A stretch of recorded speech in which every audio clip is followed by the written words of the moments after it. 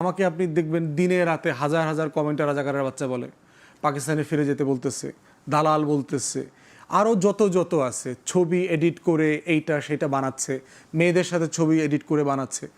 গণতন্ত্র অনলাইন মানে হচ্ছে পাবলিক লাইফ যখন আপনি করতে আসবেন আপনাকে এটা ফেস করার মানসিকতা থাকতে হবে। তারেক রহমানকে নিয়ে গত কয়েকদিন আগে যে গালাগালিগুলো হয়েছে, স্লোগান হয়েছে এবং খুবই অশোভন আচরণ করা হয়েছে এই স্লোগানগুলো দিয়ে।